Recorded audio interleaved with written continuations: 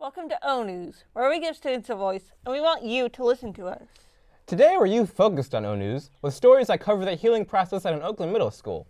As always, we have the Malachi Minute, with no misconceptions about what it is, Victor's Awesome Awards Got Talent, and more. And we're bringing it to you live, right?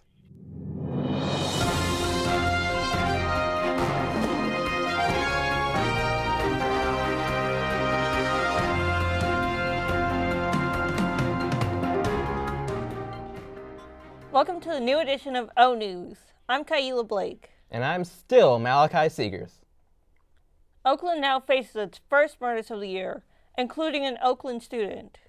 13-year-old Lee Weathersby attended Alliance Academy Middle School.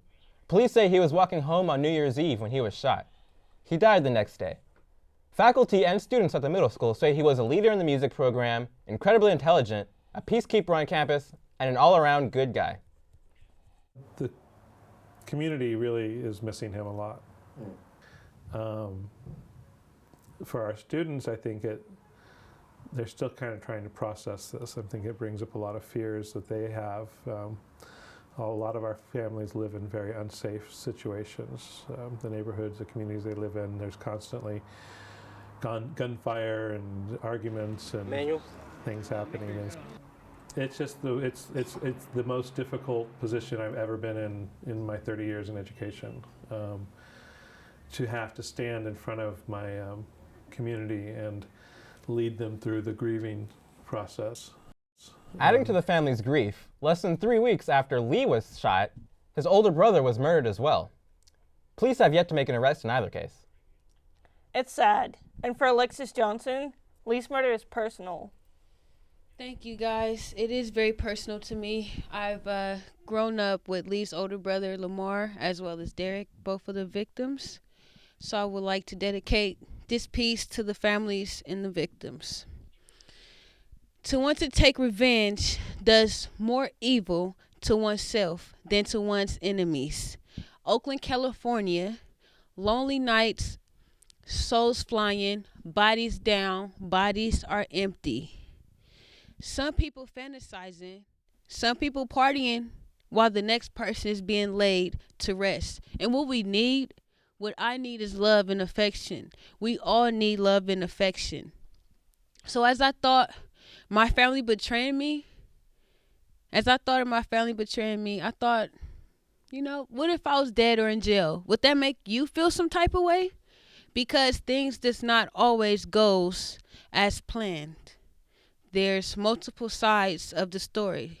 So I say, to want to take revenge does more evil to oneself than to one's enemies, which causes problems, and more problems. People judging us like we're dogs. We're still human, humans dies off.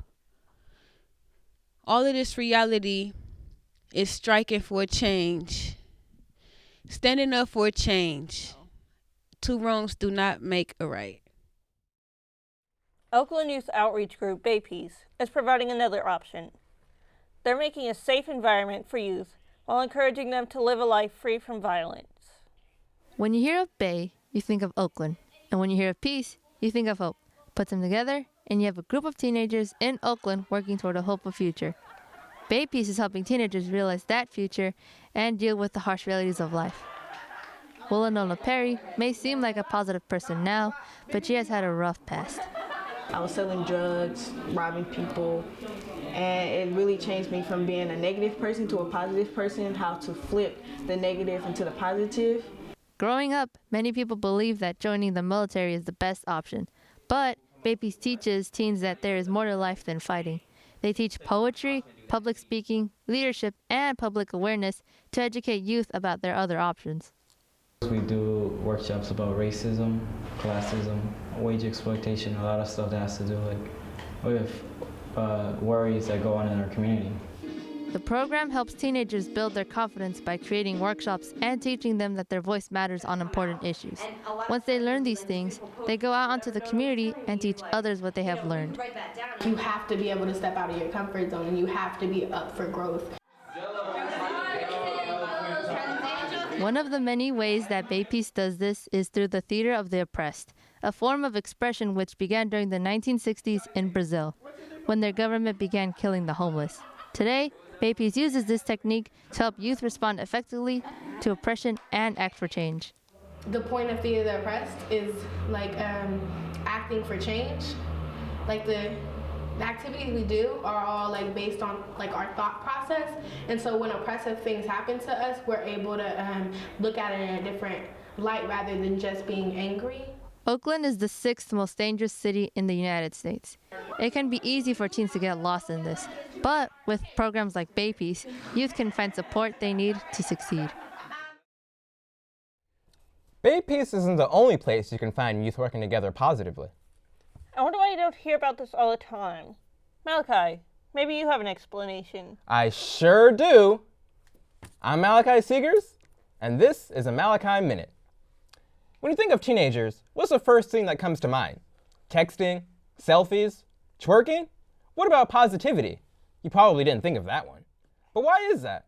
Why are positive stories about young people buried underneath all the dreck? Well, maybe because people just love to talk about these hot topics regardless of relevance.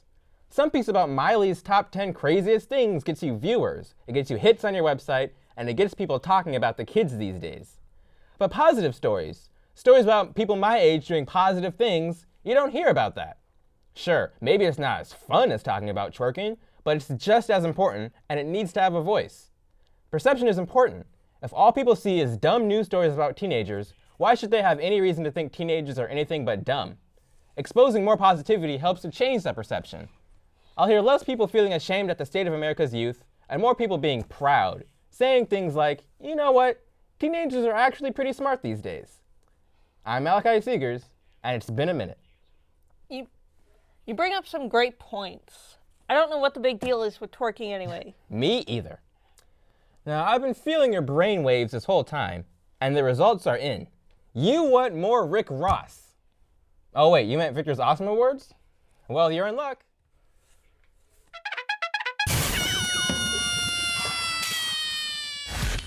Welcome to Victor's Awesome Awards. The first award goes to a small youth group out here in Oakland. The friend Lee had been killed while walking home from a party. They came out to Hayward and started washing cars for a fundraiser. I can barely wash my own pencil, but these teens came out and washed cars for their friend. You guys are awesome, and your award is this guitar. The next award goes to an Egyptian rapper. She participated in a show called Arabs Got Talent. She rapped about the sexual abuse and physical abuse out there in the Middle East and Egypt. It was a very bold move for her because her life was at stake. I hope everyone learns about this and does something about it. Your award is this pair of shades.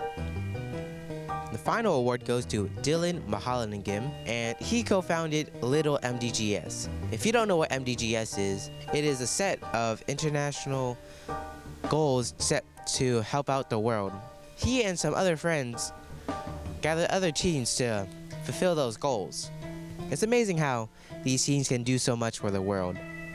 And your award is this photo of space and a lake. That's all the time we have for ONews today. Join us next time to hear more from Oakland youth. Apologies to Rick Ross, we've run out of time. See you soon.